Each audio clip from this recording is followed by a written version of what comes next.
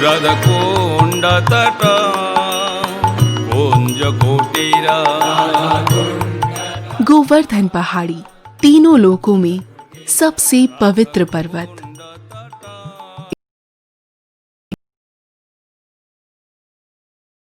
बड़े पर्वत आए और उन्होंने अपने राजा गिरिराज पर्वत के रूप में उनकी पूजा की। गोवर्धन पहाड़ी ब्रज का सबसे बड़ा आभूषण पवित्र स्थानों से युक्त है, जहां भगवान कृष्ण ने अपने असंख्य पारमार्थिक प्रेम पूर्ण पलों को श्रीमती राधा रानी, भगवान बलराम और अपने ग्वाले मित्रों के साथ बिताया। आज हम 23 किलोमीटर लंबे नरम रेतीले रास्ते से होते हुए परिक्रमा पर स्थित सबसे पवित्र स्थलों का भ्रमण करेंगे, जो गिरिराज गोवर्धन को चारों तरफ से रेखांकित करते हैं। पुलस्त्य ऋषि जो एक महान मुनि थे, जो काशी में रहते थे, अपनी तपस्याओं के लिए एक उपयुक्त स्थान ढूंढ रहे थे। ढूंढते ढूंढते वे शलमली द्वीप पहुंचे। वहां पर उन्होंने गोवर्धन गिरी को देखा, जो द्रोणगिरी के पुत्र के रूप में प्रकट हुए थे। द्रोणगिरी के पास में जाकर के उन्होंने कहा, कृपा करके मुझे गोवर्धन गिरी को दान में दे दो। द्रोणगिरी अत्यंत दुखी हो गए, लेकिन क्योंकि ये एक महान ऋषि थे, उनको मना नहीं कर सकते थे, इसलिए उन्होंने बड़े ही दुख के साथ में अपना वचन पूरा किया कि ठीक है, मैं गोवर्धन गिरी को आपको दान में देता हूँ। पुलस्त्य ऋषि जब गोवर्धन गिरी के पास में गए, गोवर्धन गिरी ने कहा, मैं आपके साथ चलने के लिए तैयार हूँ, लेकिन एक वचन मुझे देना पड़ेगा कि जब आप किसी भी स्थान पर अगर आप मुझे रख देंगे, मैं उस स्थान से आगे नहीं जाऊंगा। पुलस्त्य ऋषि मान गए और गोवर्धन गिरी को लेकर के चल पड़े। पुलस्त्य ऋषि जब गोवर्धन को लेकर के शलमली द्वीप से काशी की तरफ जा रहे थे, रास्ते में ब्रजधाम पड़ा। भगवान की योग माया की शक्ति के द्वारा यहाँ पर पुलस्त्य ऋषि को लगा कि उनको अपनी दैनिक पूजा करनी चाहिए। उन्होंने गोवर्धन को इस स्थान पर ब्रजधाम में रख दिया और अपनी दैनिक पूजा में लग गए।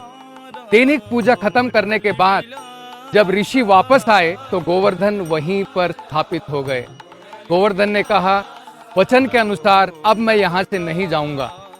पुलस्त्य ऋषि को गोवर्धन पर्वत के वचनों को सुनना पड़ा और मानना पड़ा, और आगे की भगवान की राधा कृष्णा की व्रज लीला के लिए गोवर्धन पर्वत को व्रज में ही छोड़ना पड़ा। भक्त गोवर्धन पहाड़ी पर नहीं चढ़ते ताकि उस पर कदम रखने के अपमान से बचा जा सके। हालांकि जतिपुर गांव में भक्तों को खास तौर से भगवान कृष्ण के गोवर्धन शिला रूप का अभिषेक करने का अवसर मिलता है। कलिमलहारी राधे श्याम श्याम श्याम,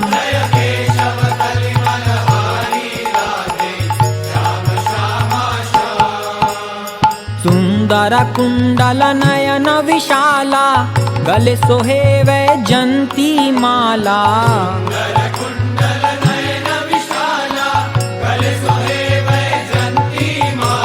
या छवि की बलिहारी राधे श्याम श्याम श्याम, जय माधव मदन मुरारी राधे श्याम श्याम श्याम, जय केशव कलिमलहारी राधे श्याम श्याम श्याम।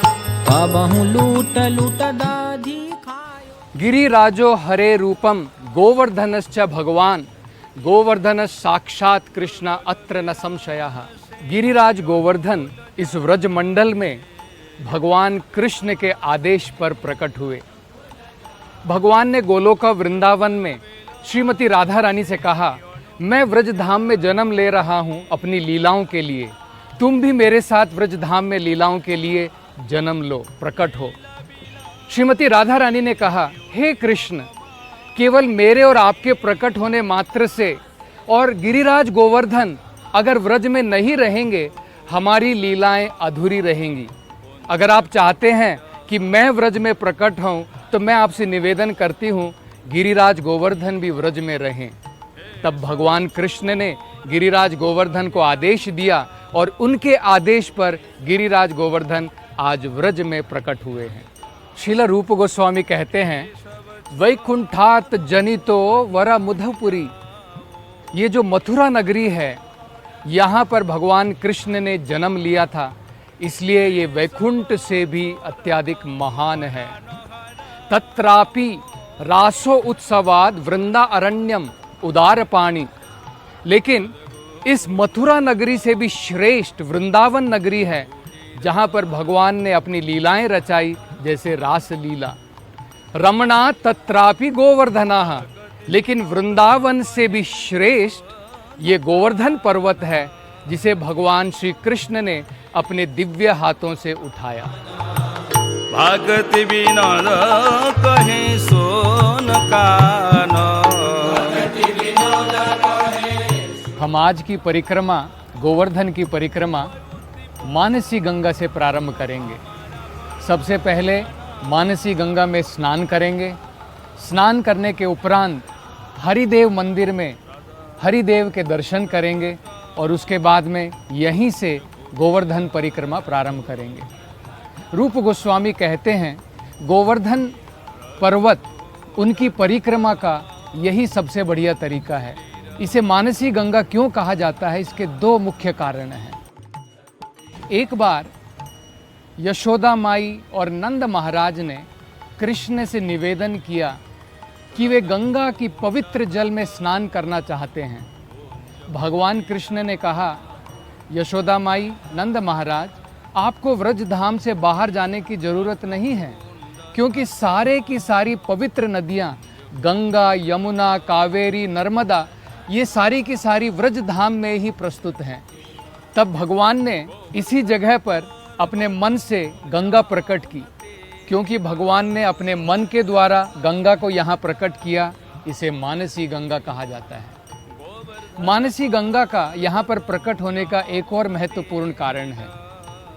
गंगामयी, यमुनामयी जो दो बहनें हैं, गंगामयी ने सोचा कि मेरे को इतना सौभाग्य नहीं है जितना यमुना मैया को है, क्योंकि यमुना मैया भगवान की असंख्य लीलाएं व्रज धाम में देख सकती हैं, उसमें भाग ले सकती हैं। गंगा मैया ने कहा, यमुना, मुझे भी, मेरे ऊपर भी कृपा करो, ताकि मैं भी व्रज धाम में प्रकट हों और मैं भी भगवान की लीलाओं को देखना चाहती हूँ। तब यमुना मई के कहने पर भगवान कृष्ण ने अनुमति दी कि गंगा मई भी यहाँ पर व्रज धाम में प्रकट हो सकती हैं। यह भी एक कारण है जिसके द्वारा गंगा मई मानसी गंगा के रूप में यहाँ प्रकट है। एक बार श्रीमती राधा रानी विशाखा और ललिता सखी के साथ इसी मानसी गंगा को पार करके दूसरी तरफ जाना चाहती थी। वो अपने साथ में दूध, दही, माखन और अनेकों प्रकार की मिठाइयाँ लेकर के जा रही थी। वहाँ पर कृष्ण आए और उन्होंने एक नाविक का भेष बनाया। नाविक के भेष में आकर के उन्होंने श्रीमती राधा रानी से कहा, मैं तुम्हें मानसी गंगा पार करा दूंगा, मेरी इस नाव के अंदर में बैठ जाओ। श्रीमती राधा रानी, ललिता और विशाखा भगवान की नाव में उसमें बैठ गई। भगवान नाव चलाने लगे, लेकिन बीच में जाकर के भगवान ने नाव रोक दी। भगवान ने कहा, मैं अब बहुत थक गया हूँ, आगे नाव नहीं चला सकता हूँ। इतना ही नहीं, भगवान ने नाव को हिलाना प्रारंभ कर दिया। सारी गोपियाँ अत्यंत प्रकार से डर गई। तब भगवान ने कहा, इसके बदले में कि मैं तुम्हें वापस किनारे तक पहुँचाऊँ, सारी की सारी दही, सारा माखन, सारी मिठाइयाँ तुम मुझे अर्पण कर दो। राधा रानी ने देखा कि ये नाविक कौन है। उन्होंने देखा कि उनकी पगड़ी में मोर का पंख छिपा हुआ है। उन्होंने देखा उनकी कमर में बांसुरी छिपी हुई है। तब उन्होंने पहचान लिया, यह नाविक स्वयं कृष्ण भगवान है। ये प्रकार की अत्यंत मोहक लीलाएं इसी मानसी गंगा में कुंज कुटीर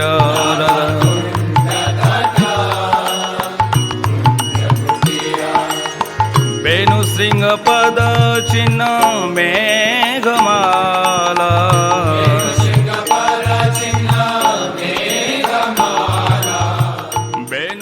ब्रह्म संहिता में ब्रह्मा जी कहते हैं, ईश्वरः परमा कृष्ण सच्चिदानंद विग्रह अनादिरादिर गोविंदा सर्व कारण कारणम। भगवान कृष्ण जिनका पूरा शरीर सच्चित आनंद है, वो सभी कारणों के कारण है और वो गोविंद कहलाते हैं। लेकिन भगवान के इस स्तर को समझना सबके लिए संभव नहीं है। यहाँ तक कि इंद्र देवता भी भगवान को एक साधारण बालक के रूप में समझने लगे। भगवान भगवत गीता में कहते हैं, न मे विदु सुरगणाः, सुरगण भी मुझे नहीं समझ सकते हैं। एक बार क्या हुआ, जब इस व्रज धाम में नंद महाराज और बाकी के गोपागण इंद्र देवता की पूजा के लिए एक यज्ञ का आयोजन कर रहे थे। अनेकों प्रकार की खाद्य सामग्री, सब पूजाओं के साथ में इंद्र का यज्ञ शुरू होने वाला था। लेकिन भगवान चाहते थे कि जब तक मैं व्रज में प्रकट हूँ, मेरी प्राकट्य लीला है, तो भगवान अपनी एकांतिक भक्ति इस धरा पर सही प्रकार से स्थापित करना चाहते थे।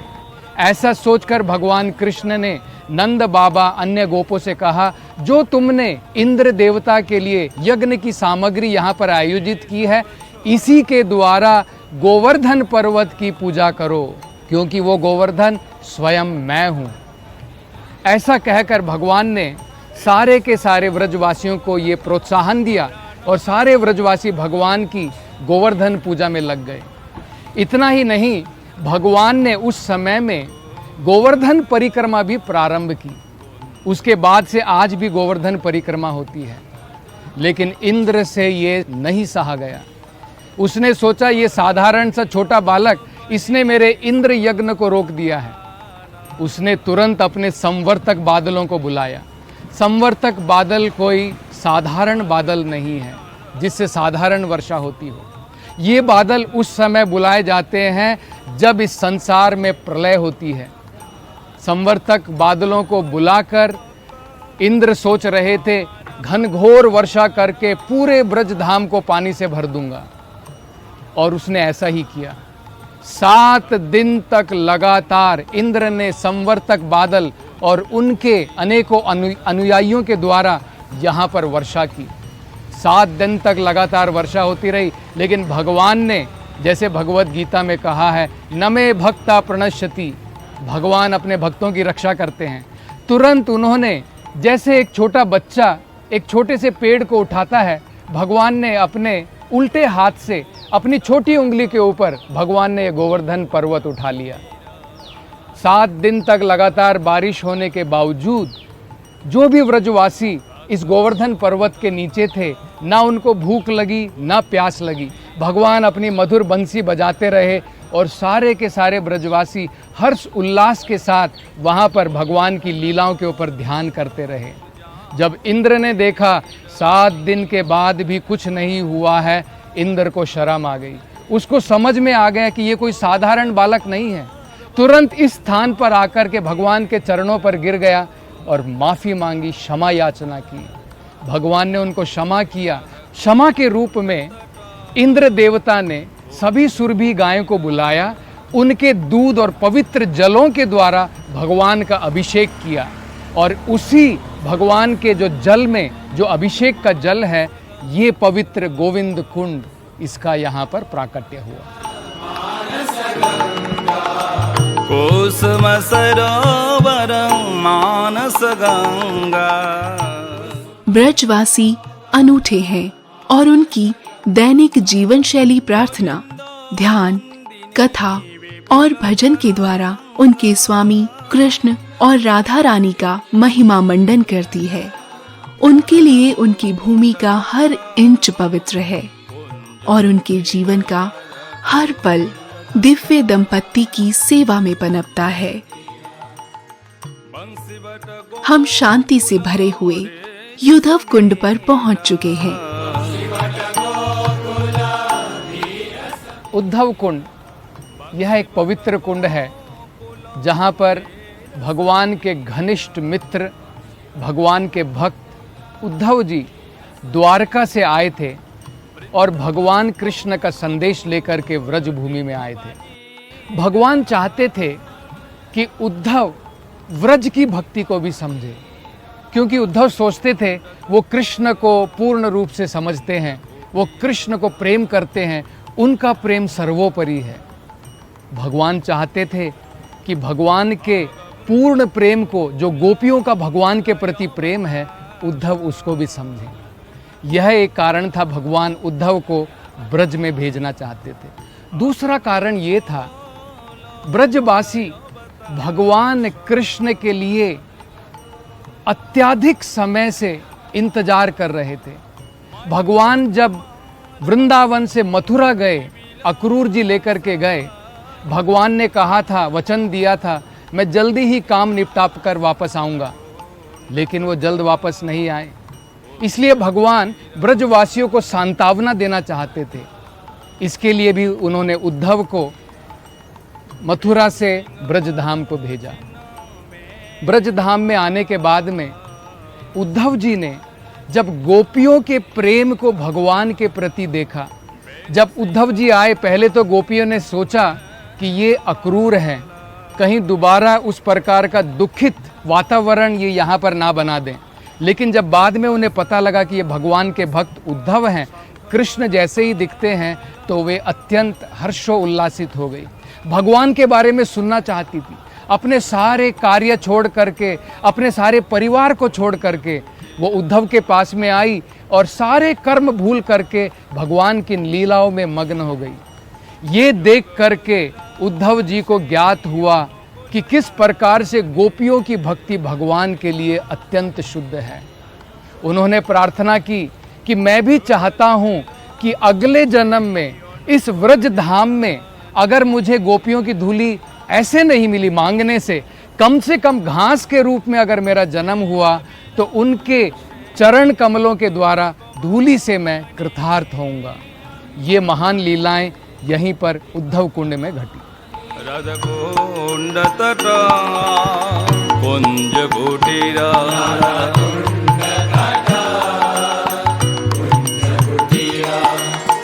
ये सब छोड़त कहीं नहीं जा। राधा कुंड श्रीमती राधा रानी का पसंदीदा स्थान है। ये ब्रह्मांड के सभी पवित्र स्थानों में सबसे पवित्र स्थल के रूप में पूजनीय है और श्रीमती राधा रानी का तरल रूप माना जाता है और इसलिए उनसे अलग नहीं है। यह निष्कर्ष निकाला जा सकता है कि राधा कुंड के दर्शन करना बिल्कुल वैसा ही है जैसा स्वयं श्रीमती राधा रानी का दर्शन करना होता है। राधा कुंड के तट पर निवास करने में सक्षम होना और राधा रानी के स्वयं के व्यक्तिगत स्नान कुंड के पवित्र जल में स्नान करना सामान्य गतिविधियां नहीं हैं। आज हम इस पूरे ब्रह्मांड के, पूरे ब्रजधाम के सबसे पवित्र, सबसे पावन श्री राधा कुंड यहाँ पर हैं। इसके पीछे एक अत्यंत रोचक कथा है। एक बार कंस का भेजा हुआ एक राक्षस, एक असुर, जिसका नाम था अरिष्टासुर। अरिष्टासुर व्रजलोक में आया। यहाँ पर उसने एक बैल का रूप धरा। बैल का रूप धर के पूरे ब्रज धाम में दौड़ने लगा। सारे ब्रजवासी घबरा गए। सबने कृष्ण से प्रार्थना की, कृष्णा इस दुष्ट असुर का वध करो। भगवान ने अरिष्टासुर को पूंछ से पकड़ा और उसको घुमाकर भगवान ने उसका वध किया। अरिष्टासुर का वध करने के उपरांत जब भगवान राधा रानी से मिले, गोपियों से मिले, गोपियों राधा रानी ने भगवान कृष्ण से कहा, कृष्ण तुमने एक बैल का वध किया है, इसके वध करने के लिए जो तुम्हें पाप लगा है उससे धुलने के लिए तुम्हें सभी प्रकार के तीर्थ स्थानों पर जाकर सभी पवित्र नदियों में स्नान करना पड़ेगा। भगवान ने कहा लेकिन ये तो असुर था। राधा रानी ने कहा, गोपियों ने कहा असुर था लेकिन बैल के रूप में था, बैल धर्म का एक रक्षक है। तब भगवान ने कहा ठीक है, लेकिन मुझे दूसरी जगह जाने की क्या जरूरत है। तब भगवान ने अपने पांव के द्वारा धरती के ऊपर पांव मारा। भगवान के पांव मारने से धरती में से ये कुंड प्रकट हुआ जो श्यामा कुंड कहलाता है। इस श्यामा कुंड में जो पवित्र नदियों के जो प्रतिनिधि हैं, नर्मदा, सिंधु, कावेरी, वो उनके सामने खड़े होकर के प्रार्थना करने लगे, मैं आपकी सेवा कैसे कर सकता हूँ। कृष्ण ने कहा तुम अपने पवित्र जलों से इस कुंड को भर दो। वो कुंड भर गया। तब भगवान कृष्ण ने श्रीमती राधा रानी से कहा, मैंने तो अब इस कुंड में स्नान करके पवित्रता प्राप्त कर ली है, लेकिन तुमने क्योंकि असुर का साथ दिया, उसके लिए तुम्हें अब पवित्र होना होगा। तुम भी चाहो तो मेरे पवित्र कुंड में स्नान कर सकती हो। गोपियों ने, राधा ने कहा, नहीं, तुम्हारा कुंड तो अपवित्र हो चुका है क्योंकि तुमने उसमें स्नान किया है, हम अपना अलग कुंड बनाएंगी। तो राधा रानी और गोपियों ने अपनी चूड़ियों के द्वारा पास में, श्याम कुंड के पास में खुदाई शुरू की और वहां पर देखते ही देखते एक बड़ा कुंड बन गया। तब उन्होंने सोचा कि हम यहाँ पे पानी कहाँ से भरेंगे। तब गोपियाँ और राधा रानी मिल करके धीरे धीरे मानसी गंगा से पानी लाने लगी। भगवान ने कहा, तुरंत जो उसके प्रतिनिधि थे, पवित्र नदियों के प्रतिनिधि थे, उनको आदेश दिया कि तुम श्रीमती राधा रानी के पास जाओ, उनसे अनुमति मांगो कि क्या अपने जल से राधा कुंड को भर सकते हैं। उनकी अनुमति मांगने के बाद राधा रानी ने उन्हें अनुमति दी और इसमें राधा कुंड में पवित्र जल यहाँ पर स्थापित हुआ। तब भगवान कृष्ण ने ये घोषणा की, आज के बाद में श्याम कुंड से भी अति पवित्र, श्याम कुंड से भी अति पावन ये राधा कुंड रहेगा जो मुझे अत्यंत प्रिय है। और भगवान के ऐसा कहने पर श्याम कुंड अपना कुंड तोड़ करके उसका पानी राधा कुंड में भी मिल गया। ये अत्यंत ही पावन जगह है राधा कुंड, श्याम कुंड। श्रील रूप गोस्वामी कहते हैं, गोवर्धन पर्वत में जो श्रीमती राधा रानी का कुंड है, राधा कुंड, वो भगवान कृष्ण को अत्यंत प्रिय है। वो सर्वश्रेष्ठ है, वैकुंठ धाम से भी श्रेष्ठ, मथुरा धाम से भी श्रेष्ठ और वृंदावन धाम से भी श्रेष्ठ है। वेद व्यास भी कहते हैं, जिस प्रकार से भगवान को श्रीमती राधा रानी प्रिय है, उनका कुंड भी कृष्ण को अत्यंत प्रिय है। इसी राधा कुंड में भगवान के चैतन्य महाप्रभु के षड गोस्वामी यहाँ पर आकर के भजन करते थे, कृष्ण भजन करते थे। उनमें से खासकर रघुनाथ दास गोस्वामी, उनकी यहाँ पर भजन स्थली थी, यहीं पर उनका समाधि मंदिर भी है। रघुनाथ दास गोस्वामी भगवान के भजन में इतने मग्न रहते थे कि कभी कभी उन्हें ख्याल भी नहीं रहता था कि पास में एक बाघ खड़ा है। कभी कभी भगवान कृष्ण को स्वयं आकर के रघुनाथ दास गोस्वामी की रक्षा करनी पड़ती थी।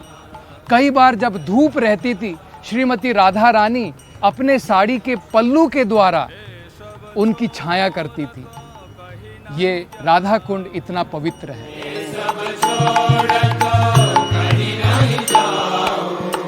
ये सब छोड़ तो कहीं नहीं जाओ, ये सब छोड़ तो कहीं नहीं जाओ, ये सब छोड़ तो परान हराओ, ये सब छोड़ तो परान हराओ, रघुकुंड तटा कुंज घूटी। राधा कुंड से कुछ किलोमीटर की दूरी पर एक आकर्षक झील है, कुसुम सरोवर।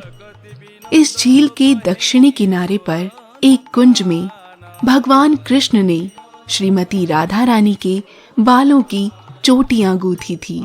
ब्रज में घास का झुरमुट बनने की उद्धव की इच्छा पूरी हुई और वह अब भी यहाँ कुसुम सरोवर में घास के झुरमुट के रूप में रहता है। हमारा कुसुम सरोवर, जैसा नाम से पता चलता है, कुसुम का अर्थ होता है फूल। यह वह पवित्र स्थान है जहाँ पर भगवान कृष्ण की भक्ति के लिए अनेकों प्रकार के फूल जैसे चंपा, नाग चंपा, चमेली, कदम्बा, ये सब यहाँ पर उपजते थे। श्रीमती राधा रानी कृष्ण को अर्पण करने के लिए अपनी गोपिया सखी के साथ यहाँ पर फूल तोड़ने आती थी। कई बार कृष्ण, राधा और गोपियों के साथ में मजाक करते थे। एक बार ऐसा हुआ जब राधा रानी ने अपना हाथ फैलाया इन झाड़ियों में फूल तोड़ने के लिए, कृष्ण जो झाड़ियों के पीछे छिपे हुए थे, उन्होंने उस डाली को नीचे कर दिया। और जैसे ही राधा रानी ने एक हाथ से उस डाली को पकड़ा, तुरंत कृष्ण ने वो डाली छोड़ दी और भार के कारण वो डाली ऊपर चली गई। इस प्रकार से राधा रानी को हवा में लटकता देख करके कृष्ण को बड़ा आनंद आया, बड़ा मजा आया। इस प्रकार की अत्यंत आनंद पूर्वक लीलाएं इस कुसुम सरोवर में घटी। एक बार नारद मुनि भगवान की माधुर्य लीला, रास लीलाओं, उनका आस्वादन करना चाहते थे। उन्होंने वृंदा देवी से प्रार्थना की। वृंदा देवी ने उन्हें बताया कि पहले वे इस कुसुम सरोवर में जाकर के स्नान करें।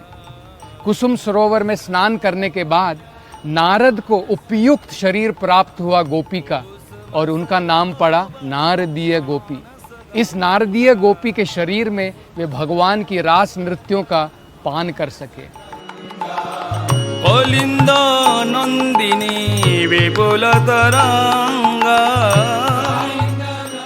हम कितने धन्य हैं कि हमने गोवर्धन की परिक्रमा मानसी गंगा से प्रारंभ की और मानसी गंगा में ही समापन किया।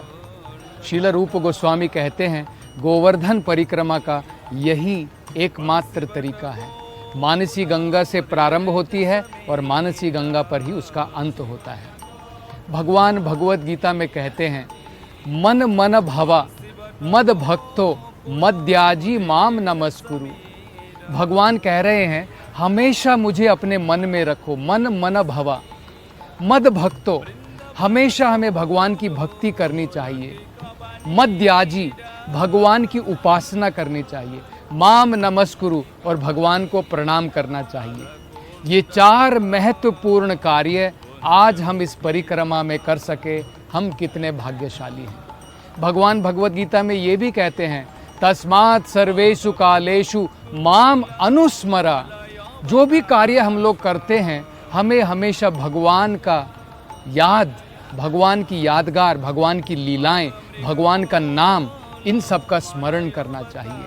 और आज इन सभी पवित्र स्थानों पर जा कर के हम भगवान की लीला की चर्चा कर सके, उसके विषय में सुन सके, उनका स्मरण कर सके, हम अत्यंत धन्य हैं।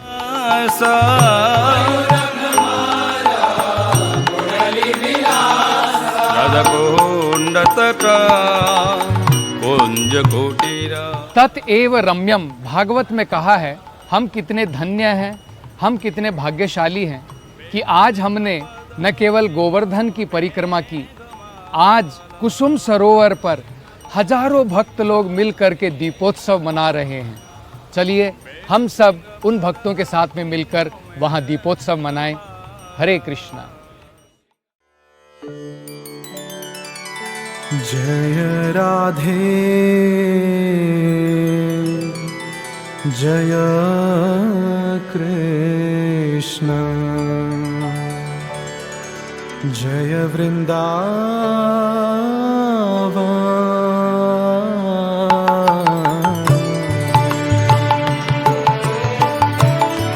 जय राधे जय कृष्ण जय वृंदावन।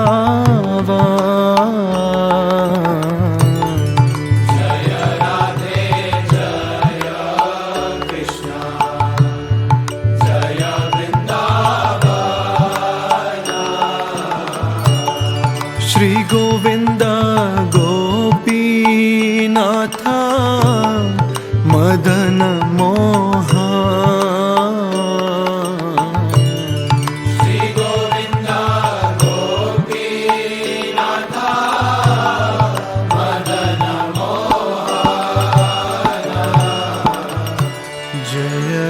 राधे जय कृष्ण जय वृंदावन